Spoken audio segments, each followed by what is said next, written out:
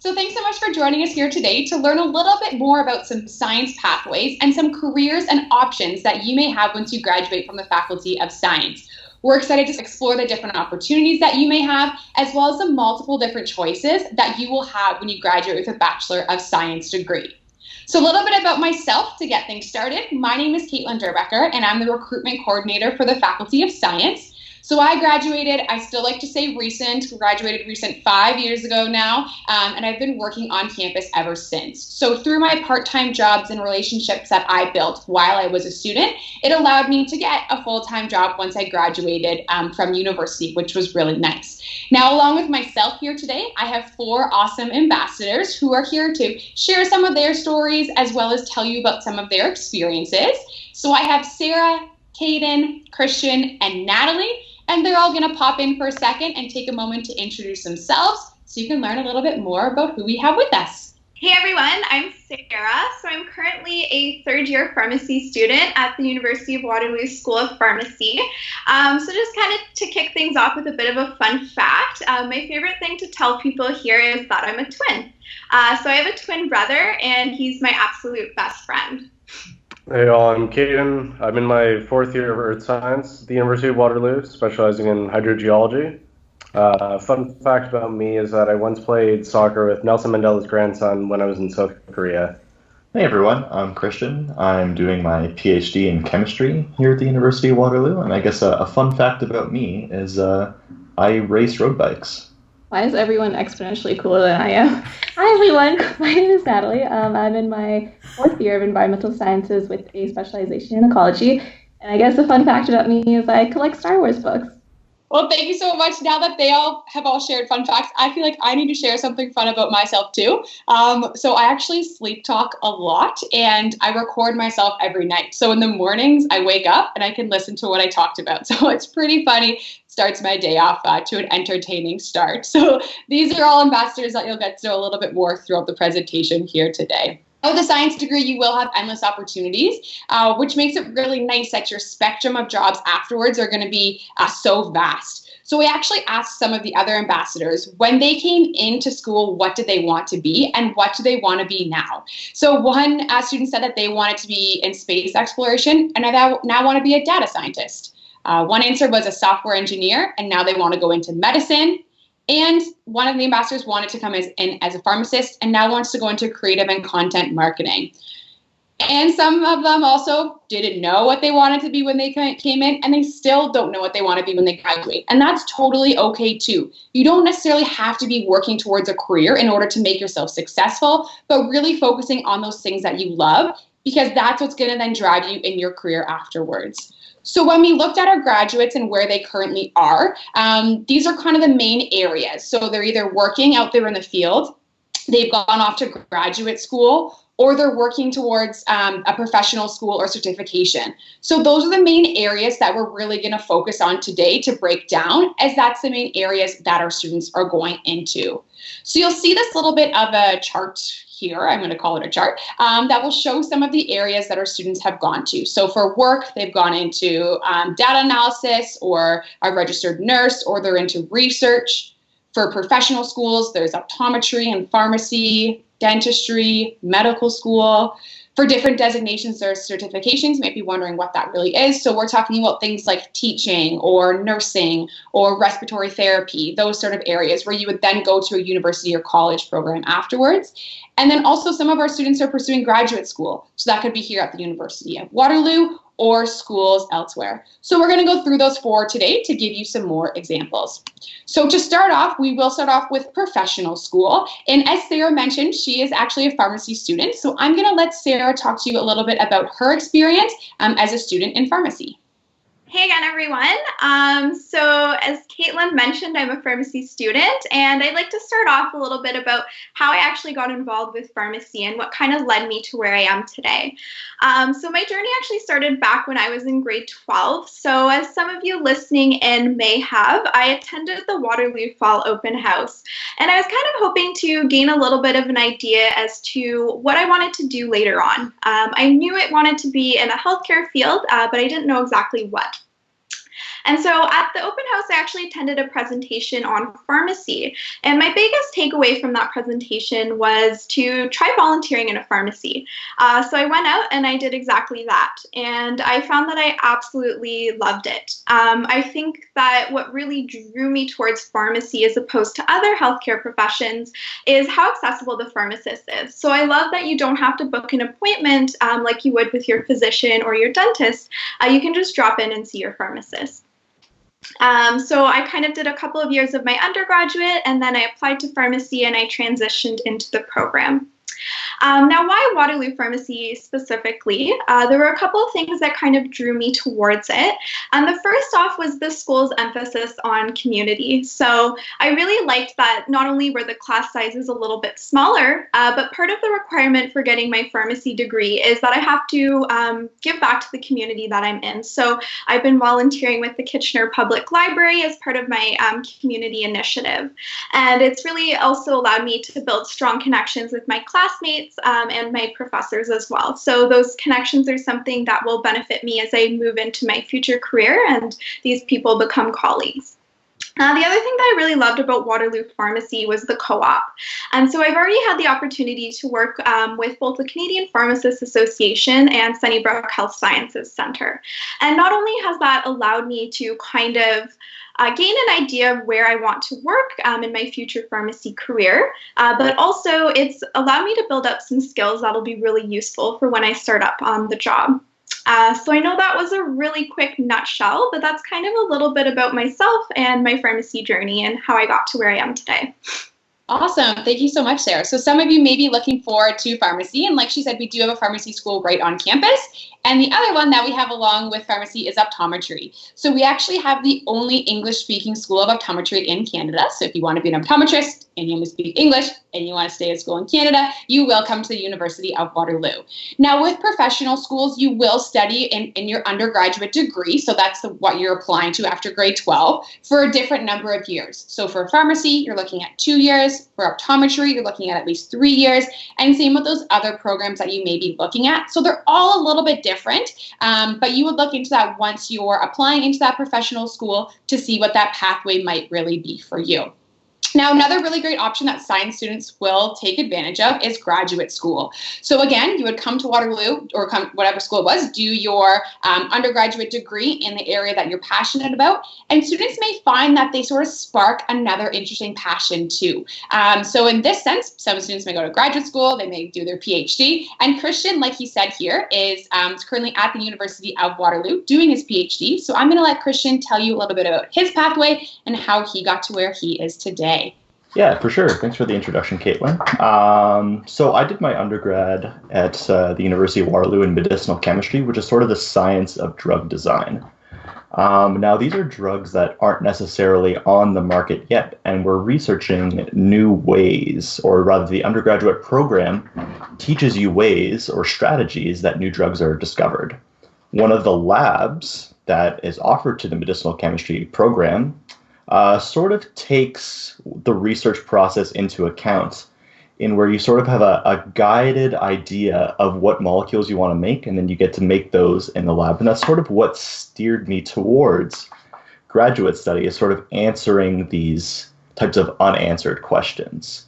So I guess my research now is focused on understanding on how molecules interact with the environment that's around it. And by understanding how molecules interact with its environment, we can infer a lot of properties that are useful to drug design, such as how drugs can get into cell membranes, what the body can do to the drug to either make it work better or destroy it or tag it for elimination. I would say that the labs at the University of Waterloo would really prepare someone for graduate studies in this sort of whole flipped lab idea. And again, that sort of focuses on, or shifts the focus towards your traditional cookbook chemistry, from having students sort of research what they're going to do and why they're doing things before they go into the lab and do the experiment, than sort of the traditional approach. Perfect. Awesome. Thank you, Christian, for sharing that with us. It is an exciting time and a great opportunity for students to be involved in research in these areas. And I think it's wonderful for us to be able to explore those different avenues. So thank you for sharing that with us. Now, one of the other areas that I touched about at the start was the university and college programs that you may be able to go into. So these are things like teaching or nursing, occupational therapy, respiratory therapy. There's a huge list here. So this picture is actually an example for students who are interested in life physics or in biology. We have a close relationship with our oncology, so Cancer Center, and the imaging department at Grand River Hospital. So many students will work with medical imaging and these sort of devices who are highly skilled physicians. And this is an example where you may be able to get a co-op job or a research position or be able to go in a part-time job and work in these areas too. So one sort of really unique example is Steve. And Steve is actually a graduate from the University of Waterloo from 1996. So probably before many of you were actually even born. And he followed his passion in science and thought he was going to be a microbiology professor, set up his own research lab, went into these other programs, and then decided that he had this really awesome discovery of breweries, and his love for that really shone through. So he actually opened up his own brewery in KW, which is called Inasante, and his knowledge of the microbiology allowed him to understand the yeast, which allowed him to make many different types of beer in his successful brewery that he has. So just goes to show that following your passion and really studying what you love could be somewhere and so could lead you to something just like this. So in terms of how we're going to prepare you to be successful, the University of Waterloo is really dedicated to making sure that our students are ready to step out into the workforce. And one of the ways that we do this is through co-op. So co-op is essentially working throughout your undergraduate degree. So you would study for 4 months, work for 4 months, study for 4 months, work for 4 months throughout that undergraduate process in order to increase your resume, build relationships, figure out what you like, figure out what you don't like, and have an opportunity to just discover those different options that might be out there and something that you might be interested in that you didn't even know about. So with me here today, I have Caden, and Caden is one of our co-op students at the University of Waterloo who has many really great experiences. So I'm going to let Caden tell us a little bit more about that. As an earth science student, one of our biggest employers is the mining industry, and I thought the co-op program would be a great way to launch myself into that space. Starting off from my first co-op, I worked at a mining company's head office in downtown Toronto, which was a great way to get a snapshot of what working in the mining industry might be like. In that job, I got to be exposed to a lot of the company policies on the environment and also on water management, which are two major branches that people within hydrogeology would work within. It was also a great way to expand my professional network within the job, since I was invited to conferences in Boston and around the city of Toronto as well. From that job, I decided to pivot 180 degrees and do a job that was entirely field work. I started working at a gold mine in northeastern Ontario, where I would work for 2 weeks and then be home in Toronto for 2 weeks. In that job, I got to use a lot of the skills that I built during my first and second year in some of our field courses, like our Intro to Hydrology lab, actually seeing what that looks like in the workplace and being outside for 12 hours a day, 14 days in a row, which was like a dream come true for me. For my third co-op, I decided that I wanted something a little middle ground between the two, and so I decided to get a job in consulting in Kamloops, British Columbia, where I worked half in the field, half in the office, mostly focusing on geohazard work, which is essentially looking at how landslides and riverbed erosion can affect some of the infrastructure that we have in the provinces, such as pipelines and railways. That was a really interesting job for me because it wasn't something I had yet learned in school, but I was able to take some of the applications from my classes, like structural geology and geomorphology, and apply them directly to my job. For my last co-op, I decided to stay in consulting, but in a different capacity. I took a job with Coteau Associates, working in Arizona, to work on mine water management projects, where it was a culmination of a lot of the other jobs I had up to this point, as well as the courses I've taken so far, to apply them to an 8-month co-op job where I was really able to dive in to the technical nitty-gritty of what being a hydrogeologist looks like day to day, from data collection to processing and analysis, so actually writing a report to deliver to a mining client and make recommendations of what they should do with their business. I felt like co-op really gave me the opportunity to make a difference, not only for the employer I was working for, but also for the businesses that we were consulting for, or for my employees that wanted to learn new skills that are coming out of the universities. And it really gave me the chance to meet new people in new places across the country and also into the United States, and really gain exposure to things that I otherwise wouldn't have, and apply and learn a lot of new skills along the way. Awesome. Thanks so much, Kaden. One of my favorite things about your experience is that you really had a chance to show the sort of variability that students can have, and really the amount that co-op can really be beneficial. So thanks so much for sharing that with us. Now, throughout co-op is great. It's a great way to make money, but there's also really great opportunities through volunteering, whether that's through getting involved in the community or science outreach, the food bank. There's lots of different opportunities for students. And Sarah actually had some volunteer experience that she had throughout her undergraduate degree that she's going to quickly share with us today too. Awesome. Thank you, Caitlin. So an important part of being a pharmacist is volunteering with the community. And so I've had the opportunity, both before starting my undergrad and throughout my undergraduate, as well as pharmacy, to do a lot of volunteering. So I did some with Let's Talk Science, which is where you go in and talk to elementary or high school students and do science experiments with them. And then I've had my favorite, which has been being on the Science Ambassador team.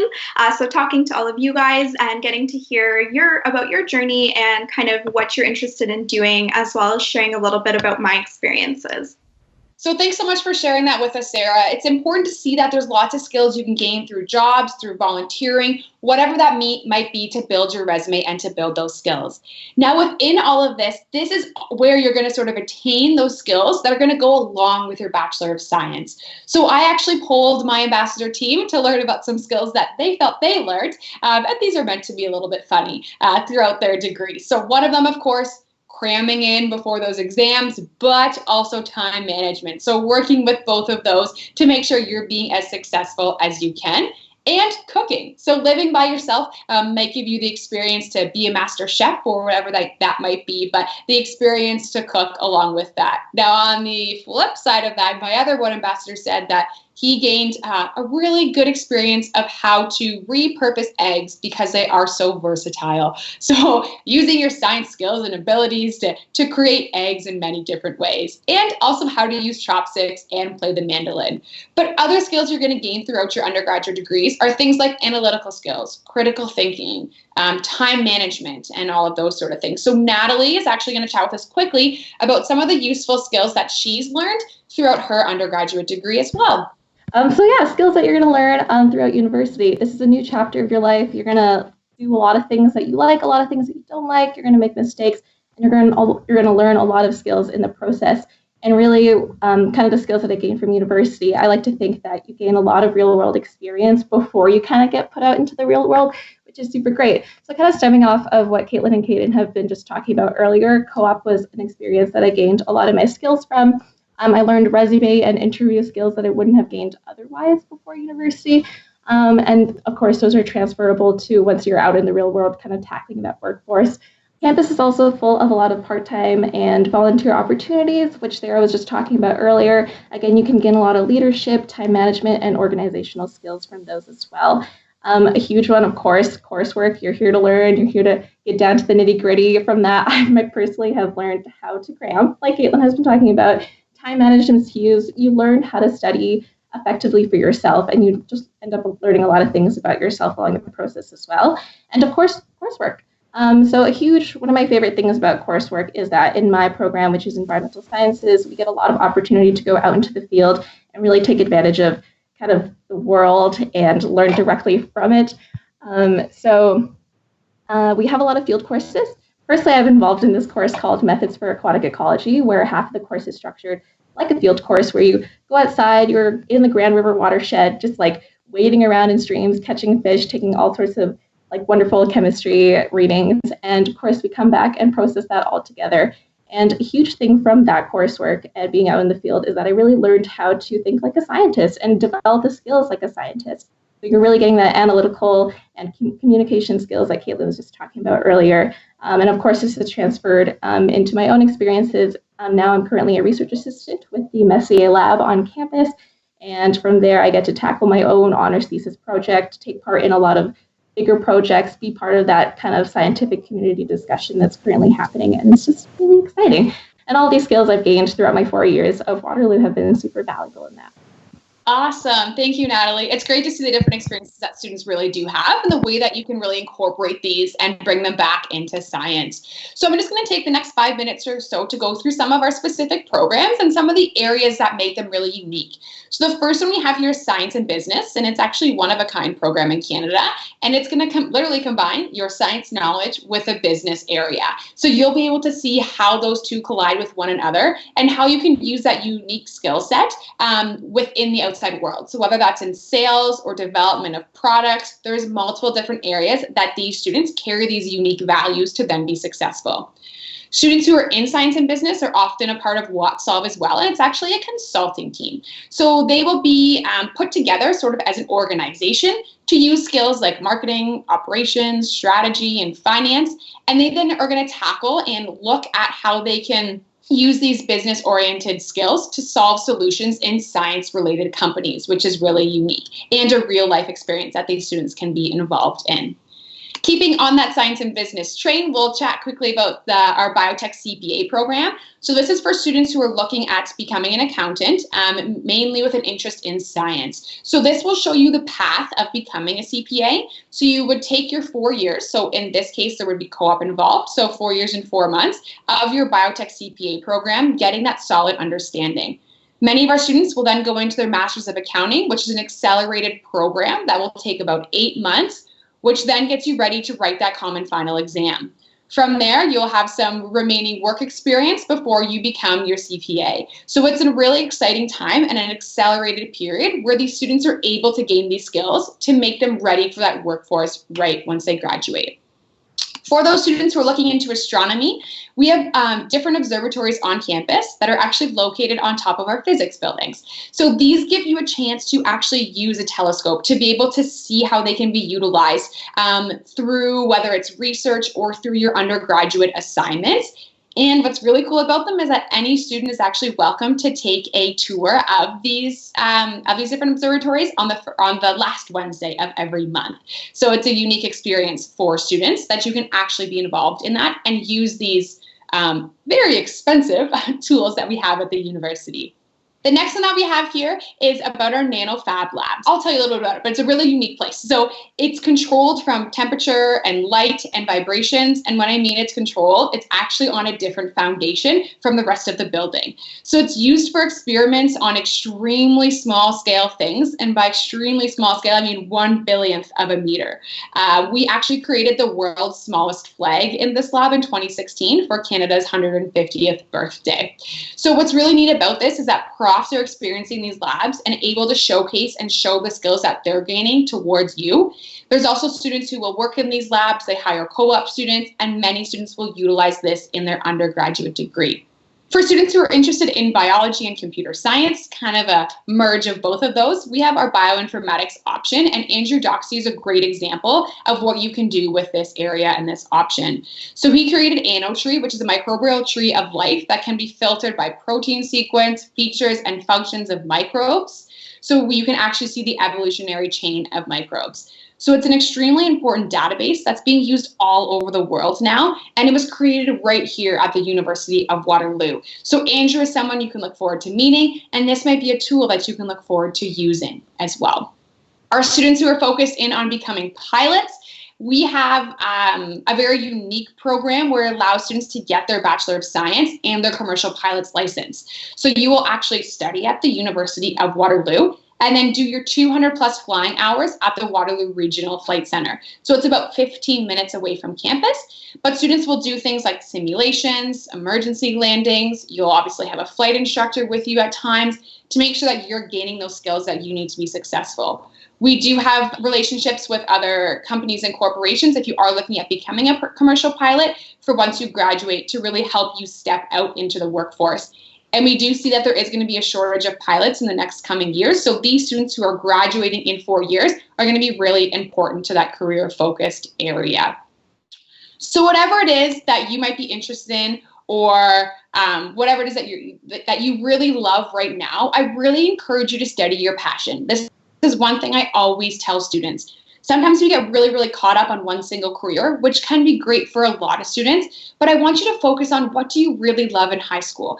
What do you really love outside? When I was talking to Natalie, she was like, wow, I was thinking about what I wanted to study in university, and then I was like, I love gardening and I love plants, so why would I not involve that in my studies? So it can be sort of that single drive that really gets you going and makes you excited. And that's something that you want to follow throughout your undergraduate degree, because you never know where that's going to lead you. They do say in these days that we're training students for jobs that aren't even available yet, because we don't know where the world is going to transition. So it's important to follow your passion, and that's going to lead you down a successful route to a career afterwards. So I just want to be encouraging and tell you that you've got this. This is an exciting time of your life. I really loved university as an undergraduate student. And I just have a couple quick points from ambassadors. I asked them what they wish they knew before coming to university. And this is the first one is a really great example. But she said, I wish I knew it was okay to fail. My friends and I were all very high achievers before coming into university. And getting under a 90 isn't all that bad. So just remember to adjust your expectations in time and focus on learning the content throughout university. Get involved when you come to university. It's a great way to meet new friends. And one of my ambassadors said, don't let anyone tell you that you can't wear the same pair of sweatpants back-to-back days. So be your own person. Find those interests. You might be doing majors, minors, specializations, but really find a way to follow your passion. Take those courses that interest you and step outside of your comfort zone as well. So I'll just get Natalie and Christian and Sarah and Kaden to come back on camera and just say thanks so much for joining us here today to all of you. And you can look forward to meeting some of these students, maybe following their pathways throughout your undergraduate degree, and maybe you're inspired by one of these students to sort of take a pathway that you didn't know about before. So thank you to the 4 of you for joining us today, and thank you for everyone joining us on camera. Take care and enjoy your rest of your day.